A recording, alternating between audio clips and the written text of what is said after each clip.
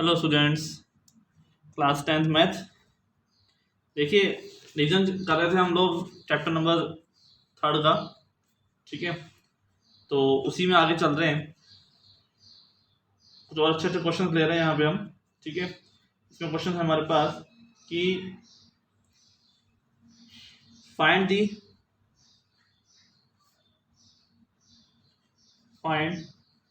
दी zeros. ठीक है, zeros of quadratic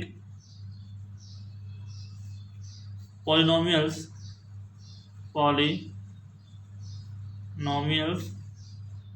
x square plus x minus 2 and verify the relationship between zeros and coefficient। ठीक है students, यहाँ पर जो क्वेश्चन है आपके सामने ये इंपॉर्टेंट है। इस तरह क्वेश्चन आपको जरूर मिलेगा एक आपके एग्जाम में। ठीक है, तो देखिए क्या दे रखा है। सबसे पहले क्या करना है, तरीके से काम करेंगे। यहाँ पर नंबर भी हमको अच्छे से मिल जाएंगे। अगर हम तरीके से काम नहीं कर पाएंगे तो नंबर नहीं मिलेंगे। मतलब आप ये बात ध्यान से सोच लीजिए कि क्वेश्चन तो क्या है कि आप भी वैसे करोगे और आपका जो दोस्त है आप वो भी, उसको भी वही क्वेश्चन आता है, लेकिन नंबर आपके कम और उसके ज़्यादा क्यों आते हैं? क्योंकि उसको करने का तरीका पता है। ठीक है, तो इस पहले हम क्या करेंगे, जो भी हमें दे रखा है उसको एफ एक्स मान लिया हमने। ठीक है, स्क्वायर प्लस एक्स माइनस 2। ठीक है, अभी आप चीज़ नहीं लिखोगे मान लो अगर, तो दिक्कत वाली बात है। मतलब आप खाली सीधा x square plus x minus 2 करके फिर शुरू कर दिया तो प्रॉपर नहीं लिखा तो आपको नंबर फिर उस हिसाब से नहीं मिलेंगे। तो एक्स स्क्वायर हमने इसका किया फैक्टर। ठीक है, हमने क्या किया, इसका फैक्टर किया तो क्या हो जाएगा भाई, 2x माइनस एक्स माइनस 2। ठीक है, x कॉमन आ गया, x प्लस 2 माइनस 1 और x प्लस 2। ठीक है, then x minus 1 and x plus 2। Clear, ये चीज आ गई। टू फाइंड जीरोस, हम जीरो फाइंड करना है तो to find zero f of x equal to 0। ठीक है, अगर जीरो फाइंड करना है तो क्या हुआ कि f of x equal to क्या हो जाएगा, 0 हो जाएगा। दैट्स मीन x माइनस 1 और x प्लस 2 को हम 0 के बराबर करके देखेंगे। ठीक है, तो पहले हमने x माइनस 1 को 0 के बराबर किया तो x इक्वल टू क्या आ गया, 1 आ गया। और x प्लस 2 को हमने 0 के बराबर किया तो x बराबर क्या आ गया, माइनस के 2 आ गया। ठीक है, तो हमारे पास दो रूट आ गए। उसने बोला find the zeros. Zeros find हमारे पास हो गए, दो रूट्स आ गए हमारे पास। कौन कौन से आ गए, 10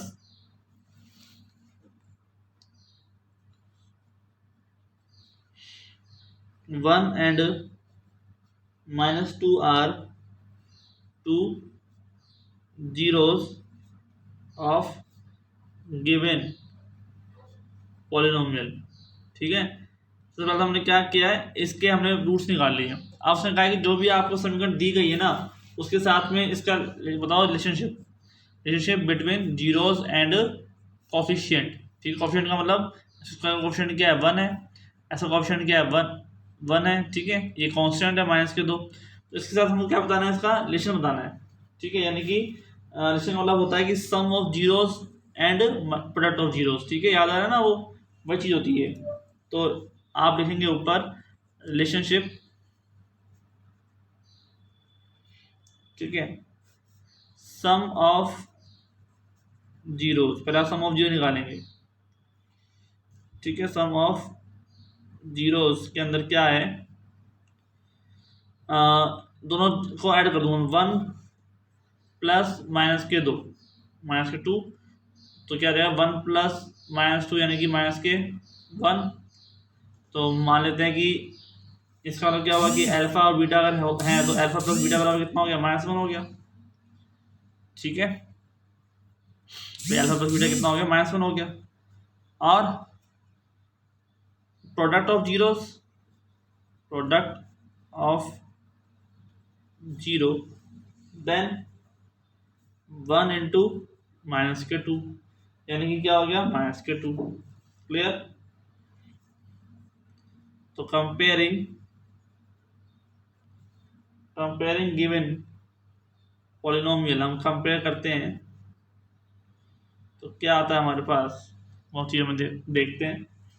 तो x square plus b x plus c से हम कंपेयर करते हैं, तो आपका जो सवाल है वो क्या है, देखिए ए बराबर कितना हो गया 1 हो गया, ए इक्वल टू कितना हो गया 1, कंपेयर करें इससे बी इक्वल टू कितना हो गया 1 हो गया, और सी इक्वल टू कितना हो गया माइनस के 2 हो गया। ठीक है, तो हम जानते हैं कि सम ऑफ जीरो क्या होता है। सम ऑफ जीरो का जीरो में जो संबंध होता है वो होता है ए अपॉन बी, किसका, सॉरी बी अपॉन ए अपॉन नहीं, माइनस के बी अपॉन ए। ठीक है, सम ऑफ जीरो कितना आ रहा है भाई, माइनस के 1 आ रहा है। ठीक है, तो सम माइनस के बी अपॉन ए यानी कि माइनस के 1 अपॉन 1, यहाँ पे कितना है -1, यानी वैल्यू बराबर है, सेम है। ठीक है, एक बार -1 ये -1 इधर, यानी कि ये आपके रिलेशनशिप को बना रहा है।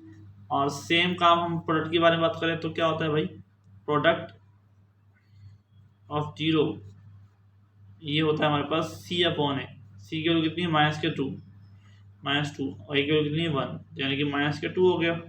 और प्रोडक्ट ऑफ जीरो कितना आ रहा है भाई, देखिए आप -2 ही आ रहा है, तो यहाँ पर भी देखो -2, और सी वैल्यू कितनी आ रही है -2, कोफिशिएंट है ना, ये कोफिशिएंट की वैल्यू निकालने पर भी कितनी आ रही है -2 आ रही है, और प्रोडक्ट ऑफ जीरो भी कितना आ रहा है -2 आ रहा है, इसका मतलब वैल्यू कैसी है, सेम है। ठीक है, तो आपने देख लिया कि वैल्यू जो है वो दोनों को क्या कर रही है, रिलेशनशिप कर रही है।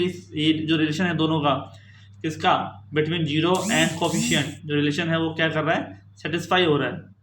ठीक है, इसी हम आपको बताना चाह रहे हैं, कोई दिक्कत नहीं, आगे चलते हैं। इस तरह सवाल आपके पास जरूर आएंगे। तो और डिवीजन वाले जो सवाल हैं वो नहीं आएंगे, या आप जानते हैं, तो डिवीजन वाले सवाल हम नहीं करेंगे।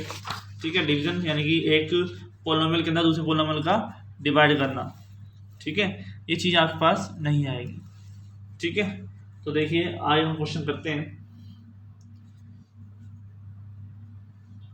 अब हमारा सवाल आता है, find all zeros, find all the zeros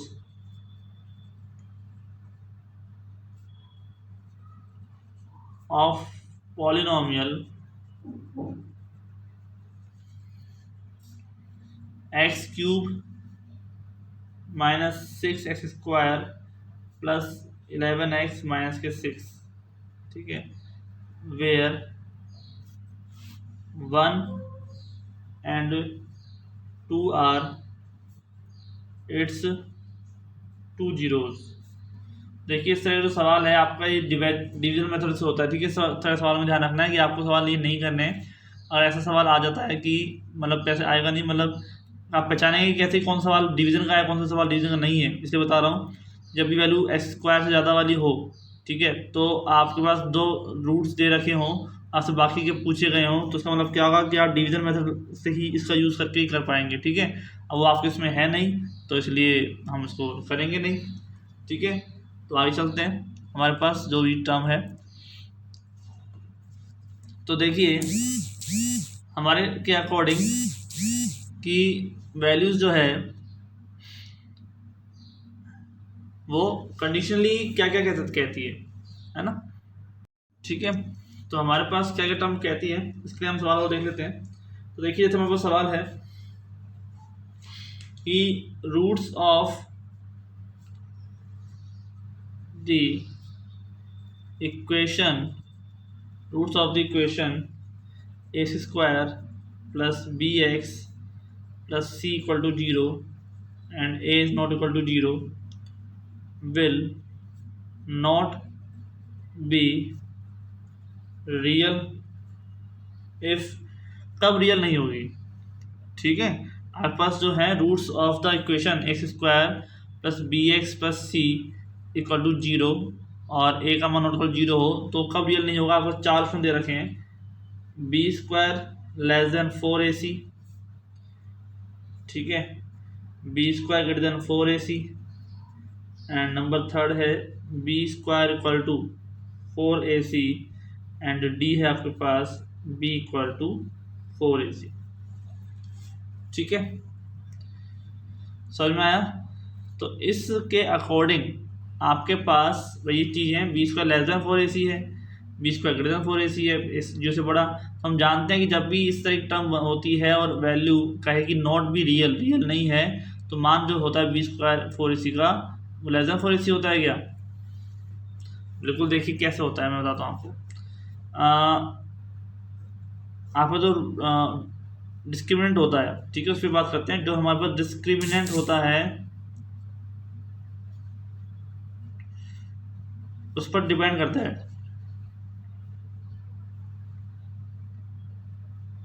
ठीक है, डिस्क्रिमिनेंट पर डिपेंड करता है। हमारे पास डिस्क्रिमिनेंट क्या होता है? बी स्क्वायर माइनस के 4ac जो रूट के अंदर आता है ना। अब रूट के अंदर वैल्यू जो होती है वो हमेशा क्या होनी चाहिए? जो रूट के अंदर वैल्यू आती है वो क्या होनी चाहिए? वो होनी चाहिए हमारे पास हमेशा पॉजिटिव, ठीक है। बी स्क्वायर माइनस 4ac का मान क्या होना चाहिए? हमेशा 0 से बड़ा होना चाहिए। 0 से बड़ा होगा इसका मतलब क्या है? बी स्क्वायर बड़ा होगा 4ac से, तभी तो वैल्यू बड़ी होगी 0 से। जब बड़ी वाली वैल्यू में से छोटी वाली वैल्यू घटाओगे तभी तो वैल्यू 0 से बड़ी आएगी। ऐसा होने पर रूट्स कैसे आते हैं? रियल आते हैं। लेकिन अगर बी स्क्वायर माइनस 4ac की वैल्यू 0 से छोटी हो जाए तो रूट्स कैसे होते हैं? नॉट रियल, ठीक है। तो आप बताइए कि बी स्क्वायर माइनस 4ac की वैल्यू 0 से छोटी कब हो जाएगी? लेस देन 0 कब होगी? तब होगी जब बी स्क्वायर का मान, बी स्क्वायर की वैल्यू है वो कम हो, किससे? 4ac से। 4ac का मान ज़्यादा हो, लेकिन छोटे में से बड़ी वैल्यू को हम घटा रहे हो, तभी तो होगा ये, है ना। बड़ी वाली वैल्यू में से छोटी वाली वैल्यू में से बड़ी वाली वैल्यू को हम माइनस कर रहे हैं, तभी तो काम चलेगा ये। तो उस हिसाब से हमारे पास क्या आएगा? वैल्यू नेगेटिव आएगी, यानी कि माइनस में आएगा। माइनस की वैल्यू रूट के अंदर आती है, उसके अकॉर्डिंग वैल्यू नॉट रियल आती है। तो आंसर क्या आ जाएगा? B square less than 4ac, यानी कि फर्स्ट आपका आंसर हो जाएगा, ठीक है। तो लॉजिक के अकॉर्डिंग आपको आंसर देना है, ऐसा नहीं देना कि तुक्का मार दिया, ठीक है। तो आगे चलते हैं नेक्स्ट क्वेश्चन की तरफ। तो नंबर नेक्स्ट क्वेश्चन देखिए आप।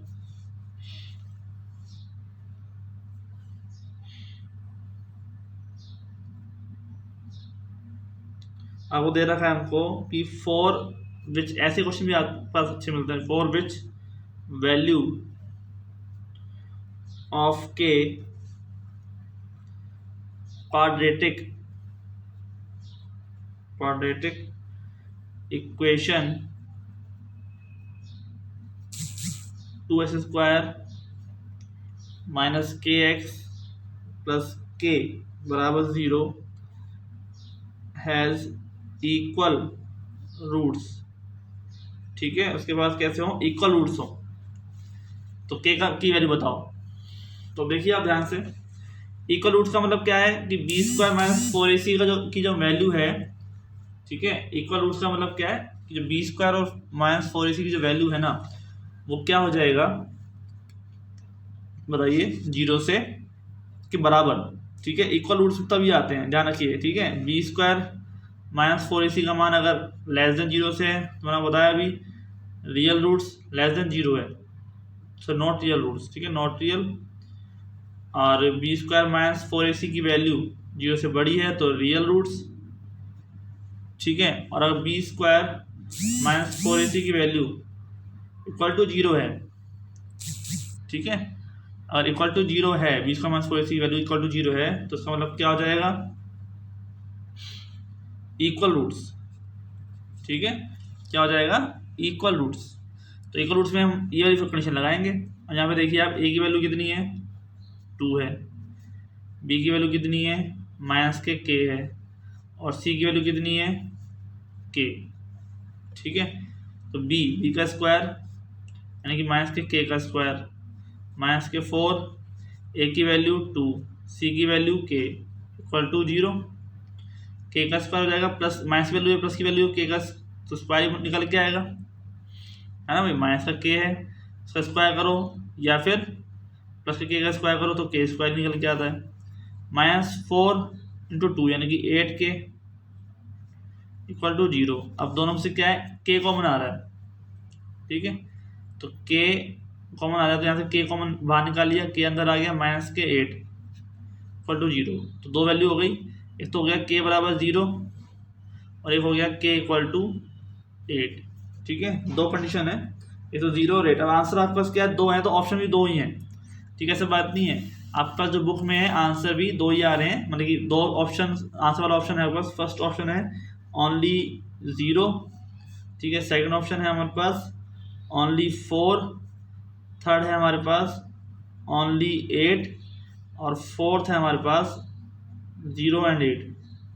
ठीक है, तो हमारा आंसर क्या हो जाएगा 0 एंड 8। ठीक है, तो जो MCQs वाले क्वेश्चन है ना, ये ज़्यादा आपको आते हैं, मतलब कि करने होते हैं हमारे को। ठीक है, ध्यान रखिए इस कंडीशनली, समझ में आ गया। तो यहाँ पर क्या है कि इसका ध्यान रखना, दोनों मल्टीप्लाई में है तो के आ जाएगा कॉमन, तो के इक्वल टू 0 रखेंगे एक बार के माइनस 8 इक्वल टू 0 रखेंगे, यानी कि के का मान 0 रखूँ तब भी इसके रूट्स जो हैं वो इक्वल आएंगे, और के इक्वल टू 8 रखता हूँ इस के अंदर तो भी क्या आ जाएंगे, इक्वल आएंगे। ठीक है, यानी कि 2x² माइनस के 0, ये 0 बिल्कुल ठीक है, और या फिर 8x और 8 यहाँ पर रखेंगे तब भी वैल्यू।